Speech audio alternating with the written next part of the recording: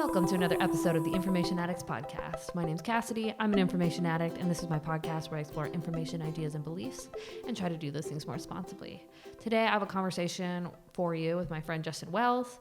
If you've been around this corner or you went to the festival last year, you probably know Justin. He's a filmmaker who works out of Hollywood, and he actually wrote this book, How to Film Truth. And I got the chance to speak with him about the book a little bit, but also about filmmaking and what it's like to pursue faith and spirituality within the entertainment world. So I had a lot of fun in the conversation, and I hope you enjoyed listening to it. Justin, thanks so much for talking to me today. Thanks, Cassidy.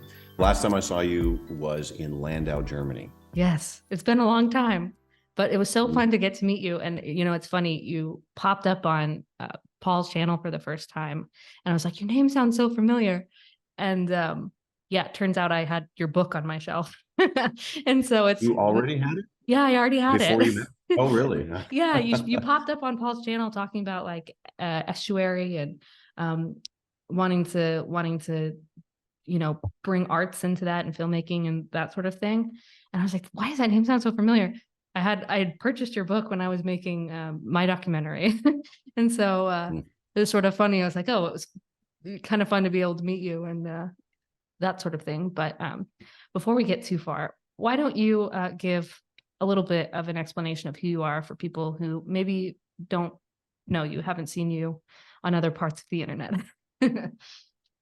Yeah, so I'm here in LA, in Pasadena. I've worked in film my entire career. I started out at Panavision, got into camera, joined the union, you know, and so my day job now is, and it has been for years, is a camera technician and colorist, you know, so a very specific skill. And then I try, you know, I do it's sort of paycheck and passion, you know, and so it's like paycheck is a very straightforward, highly desired skill, you know, and then passion would be the writing, like the book you read. I teach a little bit in college, little documentaries on the side, a little bit of, you know, writing and academic work, you know, so I try to keep a balance between those two. And I kind of enjoy the fact that I work enough as a camera guy, not to have to really worry, for example, how well my book sells. You know, it's just, you know, it's sort of there in the bookstore down at Vroman's when I go down there and I see it on the show. Oh, there it is, you know, but I'm not like worried, oh my gosh, like it better sell. Otherwise, you know, I get these tiny little residual checks at the end of the year. And yeah, so that's, you know, so I'm kind of eclectic, you know, in that way, like a little bit of, you know, academic, philosophy, theology stuff, a little bit of film.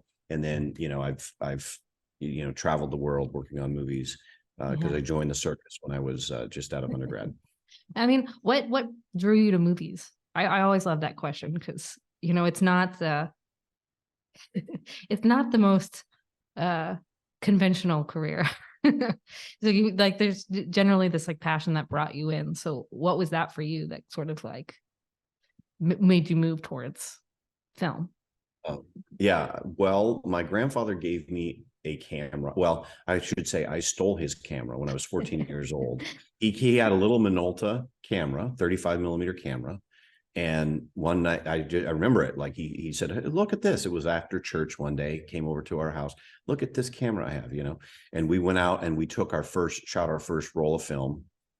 And then during high school, I was like the weird kid that would like drive. I lived in the Eastern Sierra here in California, so up in the mountains, very beautiful, a lot of fine art photographers up there. Yeah. And I was taking a class at night at the local junior college in fine art photography, and I would shoot slide film. So I remember driving all the way up with my little truck up to the Bristlecone Pines during the full moon because I wanted to get moonlight photography, but I had to totally experiment because I didn't know how long to leave the shutter open for the moonlight. You know, all I had was books and things. This was in the 90s, like the late 90s in high school. And so, you know, I remember I slept on a bench and I opened up the camera and I just left it open all night and then, you know, drove down and then I went to class or whatever, you know, and my classmates were like, "What'd you do?" "Well, I drove all the way up to the Bristlecone Pines and then got a bunch of moonlight photography, and I don't know if it's going to turn out or whatever."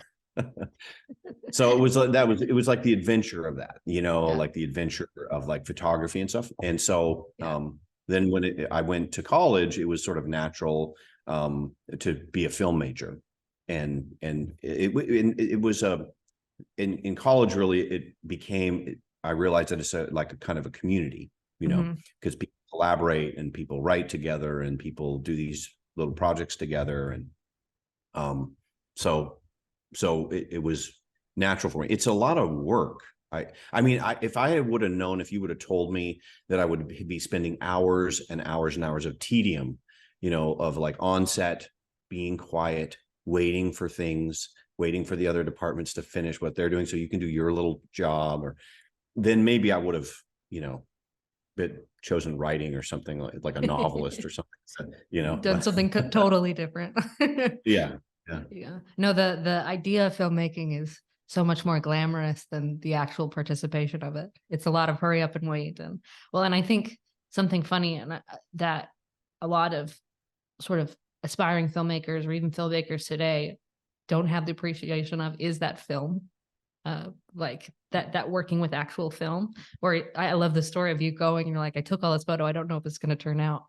And we kind of get spoiled because we have the digital now, so we can like test and play and you can see somewhat right away what's happening. But I remember the first time in film school I had to work with film, and just like the planning and the uncertainty of all of that and then getting the film. right, And you know you don't get another shot with that really. um and right. Yeah, see, this is medium format film here. That I just started going back to it. This yeah, is medium format Hasselblad camera that I bought in Greece before I met you. When I was in yeah. Greece working on a movie, I bought a Hasselblad in a used camera store, and Yes, I so think now you I'm were back. telling me about it.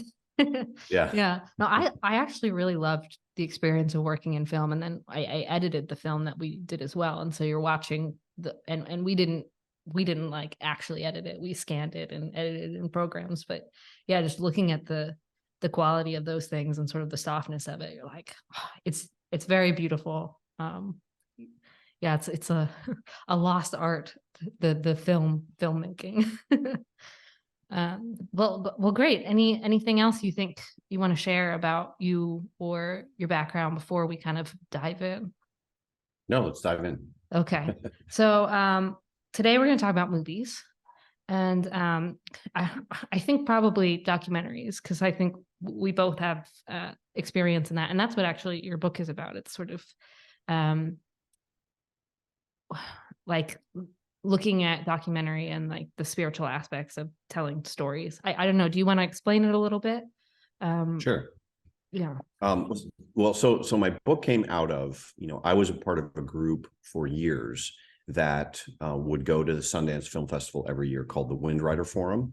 Mm. And it was basically a little organization that a bunch of, some of them were Christian evangelical, others of them were just interested in film, that sort of came together to do these forums at Sundance, the Wind Rider Forum. So it's basically a dialogue between people of faith and filmmakers. Mm. And so during the course of that, of going all those years, and sometimes helping with the discussions, sometimes filming little pieces for the organization or things like that, I watched just a ton of documentary films because that was my sort of focus at the time. Mm. And I met a ton of documentary filmmakers and subjects of documentaries all at Sundance, kind of having their moment in the spotlight, Yeah. and I noticed that there was this very therapeutic quality to for the subjects of the documentary. And I noticed that there was that something was going on. Like there was something going on in the sense that the subjects were better off for having this filmmaker focus on their lives. And I Mm. was kind of in my mind juxtaposing that between the exploitative films that you see in our culture, where Right. it's sort of like watching a train wreck, and it's like watching Tiger King, and it's like, what are they going to say next? That's terrible. or what are they going to, and so there's this real kind of judgmental sense to it, Yeah. and so I call that exploitative filmmaking, because you're trying to, get, you're going for the visceral, and you don't care if the subject's life is ruined because of Right. your film, and so I really wanted to explore, well, what is this more, I was calling it at the time, generative, filmmaking, or, generous filmmaking. Mm. And so that's what eventually became my book, through a series of conversations with some of the people that were doing theology and film over at Fuller Theological Seminary. And so I just sort of came up with what I thought was a series of patterns or genres of film that were these kind of generative patterns, and I sort of tie them into religious ritual. And Mm. I think what it is that when you don't have certain rituals in your culture, then the artist will come in and sort of fill that in, Yeah. So confession is one. Confession, testimony, celebration, and lament. These are very long sort of religious practices, and that kind of got swept away over the years. There is no like sort of public rituals for these things that much anymore. Yeah. And so I just kind of explored each one, so like confession is the confessional film, I would say, is tapping into not just the therapeutic side of like Freud and Jung, but also goes all the way back to the Desert Fathers, where the monks would have a confessor, somebody that they would sort of process through their spiritual life with. So this idea of like a dialogue partner, a listener / mentor, Yeah. who is kind of just helping you process your life. That's what the filmmaker was doing, for inadvertently, I don't think consciously, but inadvertently, or the subject. These subjects would always be saying, at the festival, they would be saying that the movie, participating in the movie, felt like therapy, Mm. and it's like, but it's public, Yeah. like you're Yeah. saying this. How could it be? I thought therapy was supposed to be like in confident, so it Right. was a weird You phenomenon. don't you don't live stream your therapy sessions. Right. Right. Mm. So that's kind of how the book came about, and now I use it just in my little class. I've been teaching a class down at Biola for a couple of years now. That's Yeah. an introduction to documentary class. And, it's over the years, they have made stuff so much better than I could make. My students have, Yeah. and they really, really tap into that kind of really very sophisticated and deep subjects for a 20-year-old, Yeah. and I think it has something to do with, I'm trying to steer them in that direction, towards the confessional, towards the testimonial, towards celebration, lament. Yeah. Well, I thought your book was great, and I think there was, in a lot of ways, like for people who have an interest in documentary, like it really opens up those questions of media ethics in the way that, as a creator, you're like what you're really doing. It's not just creating entertainment, especially when you're in documentary. The ethics stakes are a little bit higher because it's real life, real people. Everything you do has those implications. And so I really enjoyed that part of it. I mean, something I've been wrestling with lately is this, this dichotomy of like creator consumer and like the relationships that are there. And this recognition, like, yeah, we have these creators who are making things that we're consuming. And I think you're often looking at having conversations of better ethics with creators, but there's this other side of the coin too. It's like, well, we might not all be creators, but we're all consumers. And so how do we understand the ethics of creation to help affect the way that we consume, so that we're not we're not making sort of these outrageous sort of films that are very destructive, the thing that becomes marketable. I mean, I would love to know your thoughts about that, and sort of that place of the ethics in documentary, and how how we participate in those. Mm-hmm. Well, in a sense, everybody's a documentarian now, because everyone's got a social media feed or a YouTube channel or, something, that they're curating material and they're putting it out as, here's reality, here's my Mm. reality, and you can tell the difference, I think, between, um, like a social media feed that is designed for some purpose other than, um, a proper motivation for doing something or for putting out something creative. If Mm. you're trying to do it to get attention, if you're trying to do it because there's a term that my students use that I just heard, thirst trap, a thirst trap. And I said, what's a thirst trap? And they said, well, that's when you feel down. And so you put a cute or some, photo up to get some likes so that you can feel better. So like, to me, that's like, okay, that's similar. You have to look at what the motivation is. Right. Like, why are you doing it? Why are you putting this out there in the world? Right. What's your motivation for doing it? And if you examine that, then you might learn something about Yeah. about yourself, and I mean, it would go also for, I think, for how you're consuming it too, Yeah. like, are you consuming it? What's the reason why you're consuming it? Um, that's, I don't know. I don't know what the answer is, but I Yeah. know that I always pose that to my students, and I say, you really should think about that. When they pitch their idea to me, I'll ask them some questions about that, and they might change their idea Mm. based on, why do I want to do this? What am I interested in about this? Am I doing this just because I think everyone wants to see this and I'll be popular?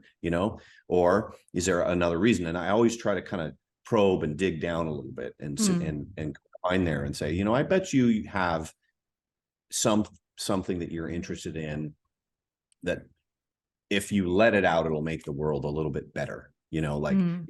I'll bet you have something like that. Maybe you Mm. can find that for your project, and kind of just try to get them off of thinking about, I want to be popular, I want to be successful, I want to be, Right.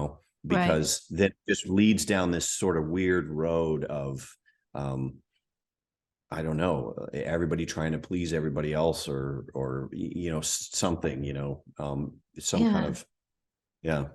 Well, it's like the things that you have two different types of things, right? And I've been thinking about this too, of like this idea of going viral, right? There are things that go viral and get lots of likes and lots of clicks, yet they may not be very valuable. Yet there's this difference of like, oh, well, if you create something valuable, maybe it'll go viral, maybe it won't. But the chances of that outlasting the thing that was popular, um, it is much higher. And it's also probably much better for everybody who encounters it. Like whether it's the whole world seeing it or just, a select few. And so there's that, I don't know, there's that metric mindset that I think bleeds into a lot of things, but especially creation, because you're caught in this hard place where you want people to like your work, you want people to see your work, you want to be able to be successful so that you can keep creating more. But if you're not putting the value first and trying to really think about, well, what what is valuable in the world, what is like the best art that I can create, and what's, and not just what's the best art that could be created, but that I can do, because each person has these like individual instincts and ideas of what makes the world beautiful. And like there's all of these little moments that we live through that help us see that in ways that the person next to us never will. And like art is this way where you can kind of take that um and put a spotlight on it and open the eye to enchant something in the world. But like, yeah, there's there's so much of that temptation to take the popular thing, the successful thing, and run with it so that, oh, I can create the valuable things later. But I don't know if it's the I don't know if it's the best way. Yeah, I was trying to think about why the little screenings at the end of the semester, um, are so moving for the students. Mm. And because here's these little documentaries, 5 minutes, 7 minutes, that are the professors are always going, wow, that was really profound. um, and I just can't imagine. I just don't think that a 21-year-old or a 19-year-old or a 20-year-old would go seek out that kind of depth just on their own. So I came to the conclusion, I think what it has to do with is with the anticipation, the framing of it. It's like first they pitch the idea in the class, then they show a rough cut, then they do the final screening. So there's this kind of like a focusing of attention within a communal setting. I think maybe that is what is missing with respect to art in our day, which is that it's disconnected so often from a community setting, Right. and so it's sort of like it's supposed to exist on its own, like in a museum, like it's got a frame around it and a little area, and here it is, there's the piece of art, whereas like in human culture for all through history, it was always embedded within a culture, like a mask used in a ceremony that was worn, that's not Right. now that's in a museum, and you look at it and you look at that mask, but Right. it was embedded in a cultural context. So I kind of have the feeling that, whether it's film or painting or music or whatever, that it works best when you try to re-embed it into the best experiences that I've always had have been when it's sort of like, let's say, a community of musicians or a community of filmmakers that are kind of like gathered together. That's why I like the film festival model so much. It's like this idea that, okay, everyone is contributing their little piece to this festival, and then we all sort of celebrate it together. And all of those little pieces together that might be a little quirky, they might not have the mass appeal, but all together in a festival is going to be a very moving experience, I think. Yeah.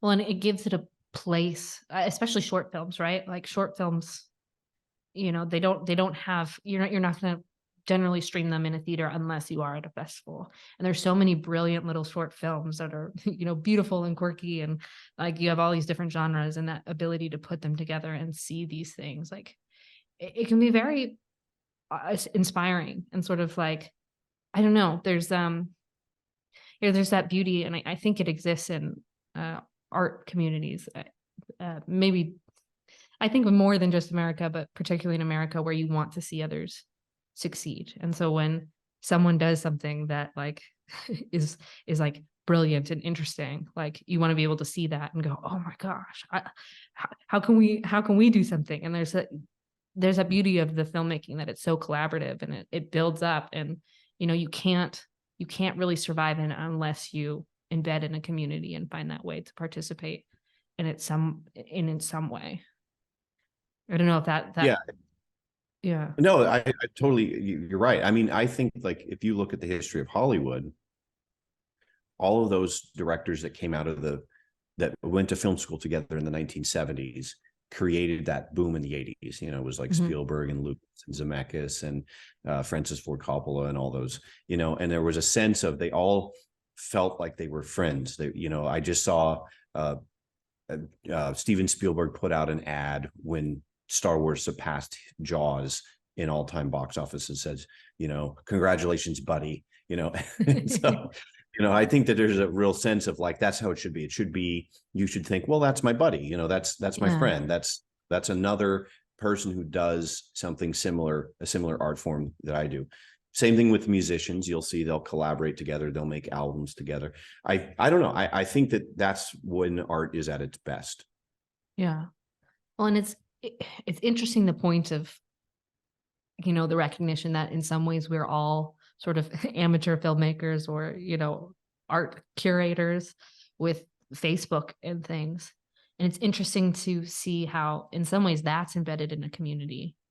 Yet there's all of these funky ways that the algorithm changes our perception of that I wonder if it makes it easier to fall into those traps of like seeking the attention versus, sharing yourself, being vulnerable, or creating something and putting something out in the world that's valuable. I don't know. What are your thoughts about that? Yeah, I don't know. I mean, I think you just have to go by, um, it's better to have one person that gets you, you know, than like than a million people who you're just satisfying whatever immediate need. They're just projecting upon you. Like when Mm-hmm. something goes viral, this is what's interesting to me. When something goes viral, they're just projecting on you. There's no possible way they can have a high resolution picture of who you are. So it means that you represent something for them at that moment. So, like, for example, in a political climate, let's say you pop up on and go viral for being the embodiment of something that everybody is for, Mm-hmm. then that seems like that's good. You know, it's like, oh, everyone loves me. They don't love you. They just see you as a little piece of the bulwark of their little worldview that is in favor of what they already think, you know, Mm. and it can easily flip just to the negative, and you can become the one example of everything that everyone is against, you know. And so Yeah. it can love and hate just with viral, you know, stuff, you know. And Right. also with fame, you know, it's like, you know, I love you now.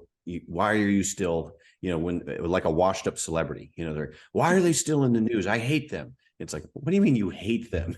You know, they're just, you don't Yeah. even know who they are. You know? Yeah. Well, the way that like the 24-hour news cycle has changed our sort of view and perception of celebrity is so weird to me. And just the connection to like there's so much of this parasocial relationship that gets tied up into um, things that people create in art and representation. Um, Man, it's so fascinating to me.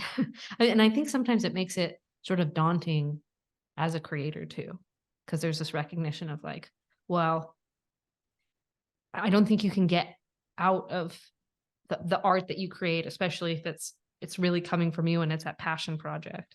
Like you're putting pieces of yourself into that. And all Mm-hmm. of a sudden, you have no control of how someone sees that or interprets it. And they get this version or this image of you. But it's not you. It's not the fullness of you. It says something about you. Um, and like with this YouTube stuff, right? Like I come here and I have conversations and I talk with people. And like I try to be the most myself that I can be. But like I know that the minute I put a camera on and press record, like it changes the dynamics. I mean, and Yeah. even on a Zoom call, like there's a different dynamic than when we got to sit in Germany and, share a meal and have conversations and walk around a city and be captured Mm-hmm. by that. It's Yeah. so Yeah, it's so interesting, and it's weird to think how not so long ago we didn't have cameras at all, and people were uh, so uncertain about it that when a train is on a screen, it feels like, oh, it's gonna jump out at us, or like there wasn't that sort of full acknowledgement of like what it meant to have that camera on you and that capturing of those things. But it's become so commonplace that um, I don't know if we fully like think so intentionally about like the process with them and the way we create and things. Mm-hmm. Yeah. Yeah. Yeah. But I don't know. And I mean, it's, well, and Just we were, turn my, sorry. no, you're fine. It's Um, getting bright. oh, Sorry. well, and we were talking a little bit too about earlier about sort of this little corner and this place where you've got people who come on Paul's channel and then have these conversations and share their stories and how interesting a phenomenon that is. Um, and like you don't just see it here, like with Paul or something like I do with conversations. You've got all of these people sitting in front of cameras and either telling their stories or trying to teach something. Um, it sometimes feels well as a creator, there's always sort of this um, place where you're watching and trying to understand, okay, what's going on, is this valuable, why is it successful, and is it successful for a good reason or a bad reason. But then as a consumer, you're you're thinking in a whole different way of like, well, what if you're being intentional, like, is this true? How is it shaping me? How is it changing my perception of people? Like there's all these funky things that are happening that we've kind of gotten desensitized to. Mhm. Or at least Well, that's I think that, yeah, I was just saying that's how I feel about it. Like, and maybe I think too much of it because I went to film school and I did this thing and I grew up with the YouTube generation where you're watching vloggers and it's like, whoa, there's these people sitting in their rooms telling you their stories, and then you watch it long enough and you go, well, it's not really them. It's like this version of them. I don't know. yeah, yeah. And then, yeah, the travel blogs and all that Yes. vlogs. But Paul Vanderklay said something to me. I think that one of the first times I talked to him, I said, "How in the world do you have enough time to sit and listen to all of these people?" And he said, "Well, I've learned that it's always worth it if you're generous with your time." He said, generous with your time. And that's something that you can tell, is that if what you're putting out is generous, people can sense that. If it's trying to take something, that people can sense that too. Like you can tell when someone's trying to sell you something, Yeah. versus they're just putting something valuable out in the world. And that's the difference, I think, when, like I said, like when it's just weird. Like you have a much bigger channel than I do. Mine is very, very tiny. Mine's also And very tiny. I just put these lectures on the 7 basic plots, and I put my lectures that I teach in my class online.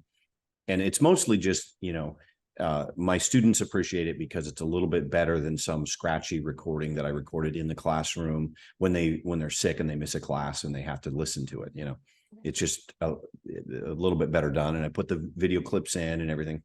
But I just noticed that it's weird that there's like no negative comments at all, on my channel, and Yeah. so it's like less people, but it seems like a better experience that those people are having, so it's not viral, but Right. there's, and so I think that's kind of how it started out with Paul too, like Paul wasn't trying to go viral, and he accidentally did, Yeah. Well, and viral in some ways, like, but in like the grand scheme of things, not viral in others. And it's sort of funny, that dynamic of Yes, like, exactly. there's always no one's Mr. Beast except Mr. Beast, right? And then there's this Right. weird sort of dynamic of like, well, why is that going viral and things? And that's a whole different, like, that's a whole different topic. But you have these pockets when it comes to sort of online creation and like putting things out. You've got like, you've got the filmmaking pocket, like the film criticism pocket, and you've got like the religious pocket, and whether it's sort of the Christian or some other type of religious denomination or the non-religious denomination, they have their own pockets, and they all have all these different categories and understandings of what makes something successful. And it just, I don't know, it's just so fascinating, the dynamics of that and what draws people's attention. Like why, like why is the influencer a thing? Why are Oh, why are yeah. millions and millions of people sitting and watching people open up packages of things they bought on TikTok? Mhm. Like, what's going on here? And like part of it, I think, is like the human aspect. And then there's a part of it that's sort of the curiosity of like, they get to do and participate in these things in a world that you didn't have that sense of before. And so in some ways, there are these like sort of documentaries, but not in the artistic sense of like creating like a film and a narrative, and like the it's more sort of straightforward. Mhm. Yeah, it's interesting. You mean like straightforward, like watching someone open a package, Yeah, or just, it's not yeah, like, it's not like I'm thinking yeah, about what style and they probably do think what style I'm going to do, but what it's more like, I'm going to copy the things that I've seen be successful and do it on my own and hope that my yeah. personality can attract people in a way that is similar to such and such Mhm. that I look up to or something. But it's not sort of like, oh, is this going to be a poetic documentary? Is this going to be, cinema verite? Like there isn't that like that full depth in like what you would learn in film school about how to craft a film and, having those layers. But it's this, I know it's this practice that's developed itself by people just going out and doing things because there's not the gatekeeper saying, you know, um, here we'll approve your budget and you can go on YouTube. It's like, no, I Yeah. take my iPhone and I put it on Mhm. and I put myself out in the world. It's very Yeah. weird. Yeah. And I mean, sometimes I wonder what the difference is between something that, if people watch things every day or listen to things every day, and there's just this constant stream of things that they watch and listen to every day, but and that's one type of content. But then there's another kind that lasts over time that people go back and revisit, or each generation goes back and revisits. So Right. like the documentaries I cover in my class, I say the reason why I'm showing you this is because it's just as relevant today as it was in 1977 or whatever. Right. It's something that kind of like that's the extra effort, the extra the artistic part or something that would make it relevant, not just to the thing that you're watching today, because you always watch something. So I wonder, if that's another part of, if somebody is really impacted by something such that it's not just something that they consume and then they move on, because it fulfills some need of their boredom or this or that they want at that moment, but rather something that maybe sticks with them or challenges them. And these are the things that, like, novels and books and works of art that kind of like, that you would hope fewer people maybe, but more impact on the individual life of that person. Right. Well, and in some ways, it kind of comes back to that community, right? Like, how can we embed that so it doesn't just become like, oh, an endless stream of things to entertain me, but like it affects our lives and starts to get us to ask these questions about the deeper things. I mean, for you, like, what would your advice be to someone who's trying to create and doesn't know where to find that community, but they want that place where they can be challenged, but also be vulnerable? Like, where do you find that in the arts? The best, like I said, like film festivals was where I was getting that before. And each festival has its kind of cohort of curators uh, and alumni, Yeah. and like, for example, Sundance would bring back filmmakers. Like if you Yeah. already were at Sundance, a good chance that you'd go back. Mm. And so it really did become kind of a community. And then the other place that I've experienced it are on college campuses, because everyone's kind of forced to be together. Yeah. So I think that there's room to open up something like that in our society. I think there's a need for it right now, but Right. it is actually very rare. Yeah. But I think people should be thinking about that. How can you embed the art into a community? Yeah. And how do you think we lost that? Do you think part of it is sort of that separation from like ritual or culture that's created that gap? Because that's what seems art now has become a lot Yeah, less about that participation embodiment of a celebration of a culture or something. It's become, yeah, like a like a product in many yeah. ways.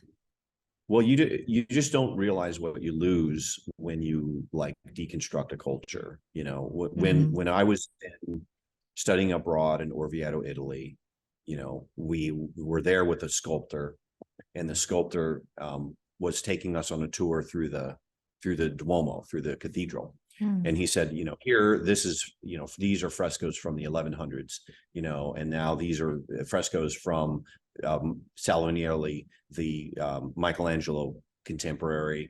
And then if you go all the way to the outside, the doors were made by Emilio Greco in the 1960s. And he goes, there's room for me. If I wanted to put a sculpture in this, and I was Catholic and I lived in this town, I could put a sculpture in this cathedral. And so so the religion actually was gathering all of the art together Right. under one kind of universal aim or universal heading. Mm. And so when that fragments, then you also get a fragmentation of all of the artistic expression. and you have little enclaves. It's like, expressionism painting and, realistic painting, and then it's like in film, you have the like, cinema verite, and then you have, but they always tried, if you look at the history of film, they always tried the cahiers du cinema writers, Francois Truffaut and all those people in the 1960s during the cinema verite movement in France.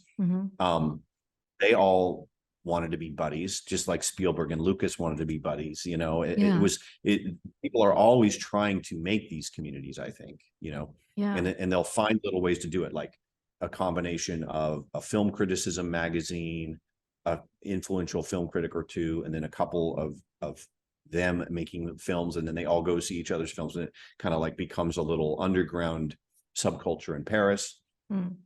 So I think it's always trying to happen. It's just a matter of, there's a lot of things in modern society that would kill it, because everything's so fragmented already, Yeah. So what are your thoughts about sort of the Christian film movement, like the sort of modern place that you see now? I mean, you obviously work at Biola, so you have that connection to like Christianity and filmmaking, and likely teaching young Christians like the art of filmmaking. How do you see that sort of? Do you think it's trying to solve that problem or create that?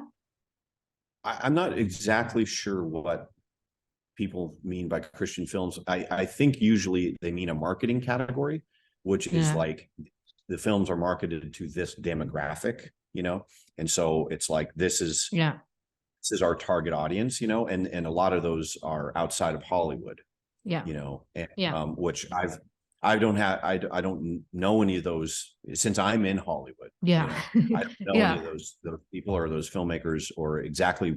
But I kind of think of it as a marketing category, like this is who we're marketing to, But if you said, Christian film, there's a critic named Alyssa Wilkinson, and she used to write for Christianity Today.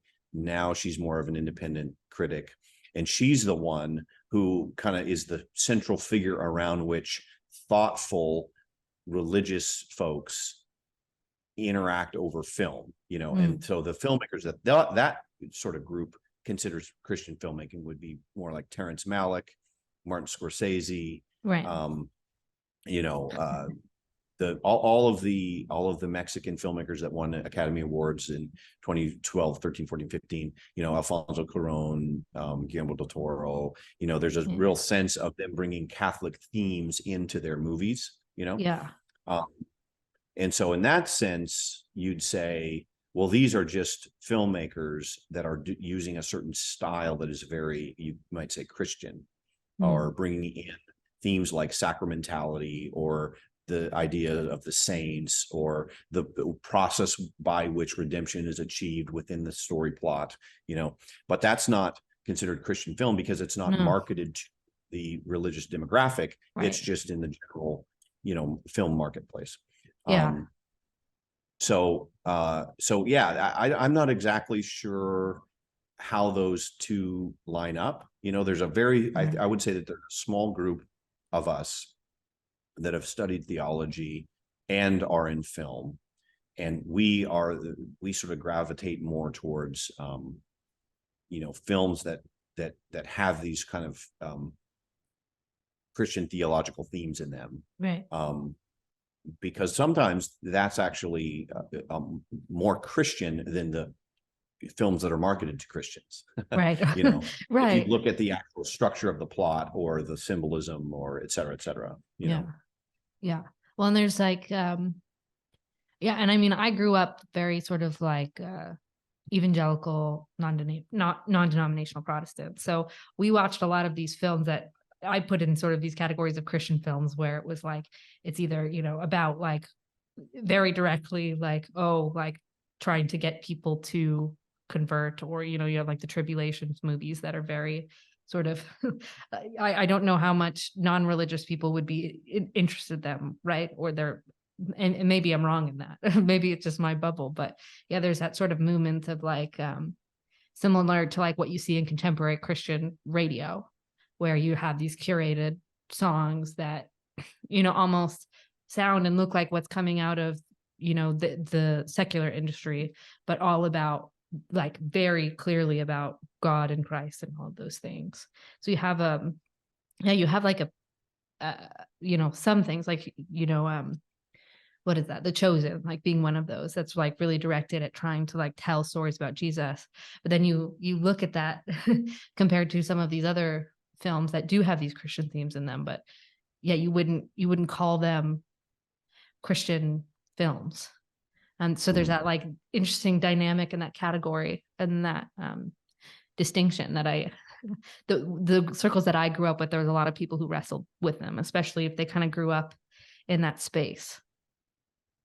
But Yeah, there's a certain restrictiveness um, to art that's marketed to Christians specifically, like films marketed to Christians, puts a little bit of censorship, I think, on right. Sort of what how the story's allowed to turn out, or Right. like probably a little bit less comfortable with nuance, less comfortable with ambiguity, less comfortable with mystery, maybe, that those sorts of things. And Yeah. so, in my little world, there's an organization called Arts and Entertainment Ministries, which is basically a therapy group for Christian artists in LA, and most of them filmmakers, to get together for these little dinners, and little talks every so often, and everybody kind of shares their stories of how they're trying to navigate it. And it's fraught with difficulty because on the one hand, Hollywood isn't very friendly. Well, it depends on who you are. If you're Martin Scorsese, they are friendly to you being religious. Martin Scorsese saying, "Oh yeah, I'm Catholic." Everyone's like, "Oh, that's very nice, good." But someone else, so it's sort of that's Hollywood. Hollywood just goes with whatever's cool, whatever's trendy. They don't really care. If it's anti-religious one day, that's fine with them. They'll go with that. If it's pro-religion, they'll flip in an Right. instant. Yeah.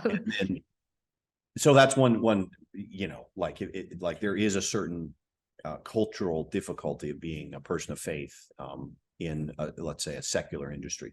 But at the same time, there is, I've heard stories over and over and over of people that are not just filmmakers, but piano, let's say a fine art. I remember this girl, she's a very high level pianist. And she was being put in a box by her church of doing worship music, right? And she's like, "Well, that's not what I do. I'm an artist, But there was no category within that environment, And so she wound up leaving and coming to Los Angeles, so she could pursue the high art of piano, Right. So there's always, that's the tough part, it's a real tough thing to navigate when you're trying to wrestle with questions of faith and you're a person of faith, and you've got the on sort of censorship and restrictions on one side, but also maybe censorship restrictions on the other side too, and so you're kind of navigating between that. Yeah, sort of two sides of the same coin, but in just different areas. Yeah, it's very interesting. I mean, I worked in entertainment and like not in Hollywood. I I honestly tried to avoid Hollywood. I was like, LA just seemed too much for me. So finding ways to kind of get in touch with that as I'm growing without going to Hollywood is sort of what I did. And so I worked doing like comedy festivals and things like like stand-up comedy festivals where you have these comedians who are sort of on their way up the ladder, like learning how to be better comedians.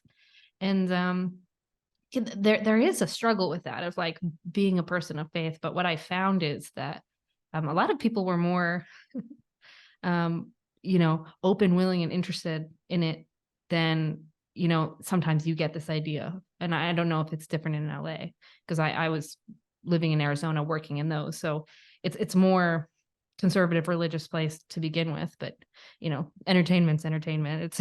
It's not necessarily the most religious place, but I did find that there was like a lot more people sort of open and interested and not very bothered about the fact that I practiced religion or had a strong faith and trust in that.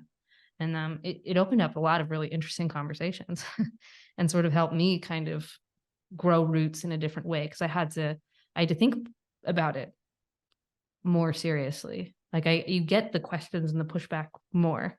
And so you think about it and you wrestle with it. And I think if you treat people with generosity and honesty, they do respond back with the same. And like, Yeah.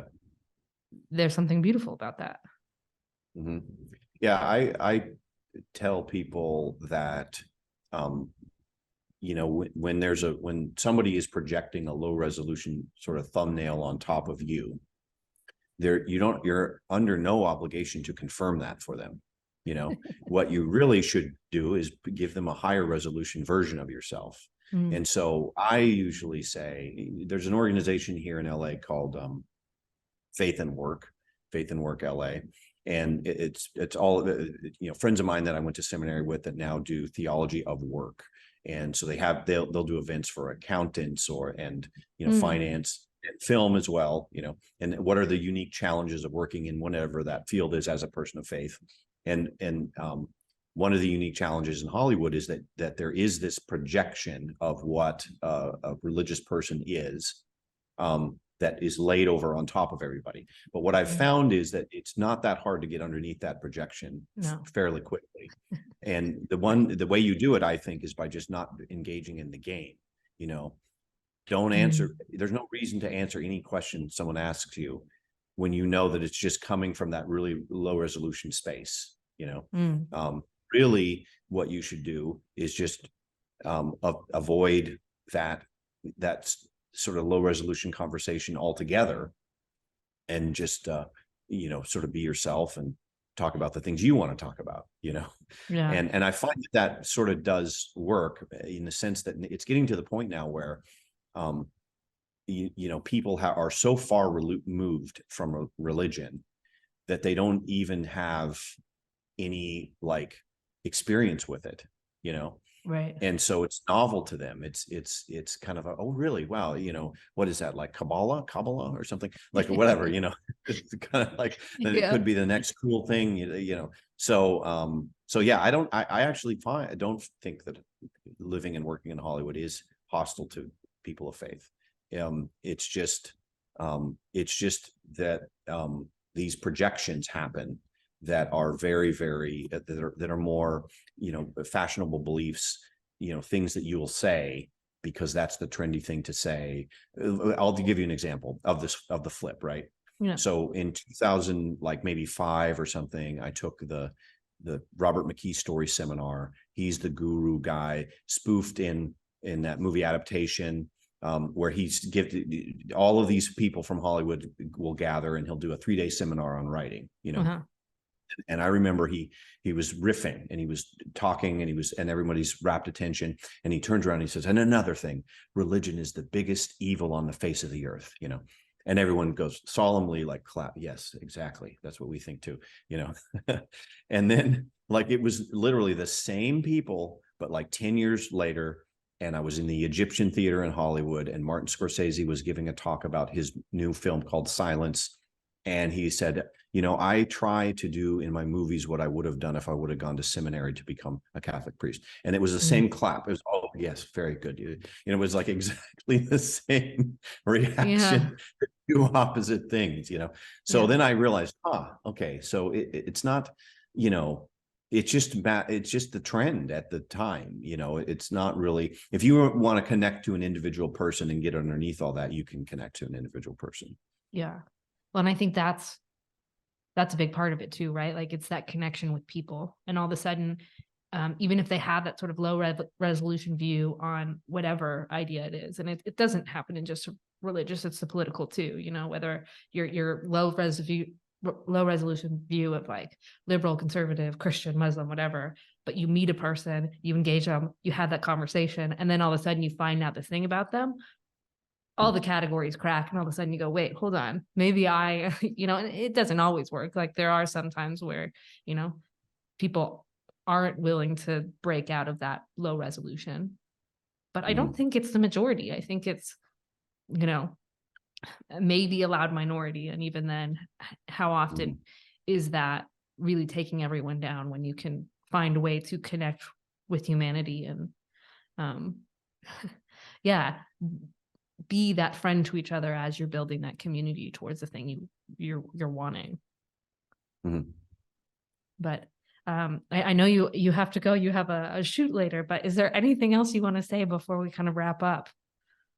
No, I'm glad we finally got a chance to talk since Germany, and I'm happy that I'm sort of now a part of this little corner of the internet. Yeah, Oh, I have my own little channel now, and I put my little lectures on there, and so I'm having fun with it, yeah, and I think that this little corner of the internet is a community, like what I was talking about, and there's room now that it's kind of developed into a bunch of people that have different channels, Discord servers, estuary meetups in person, conferences, and this and that.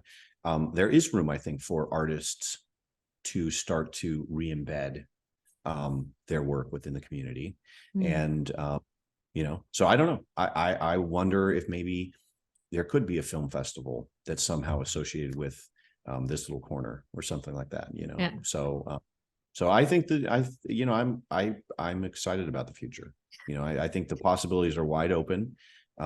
It's actually a very good time, right? A lot of people yeah, are discouraged right now because they feel like the world's falling apart. But I think that that also creates the opportunity for a lot of new growth and new things to emerge pop up out of the soil.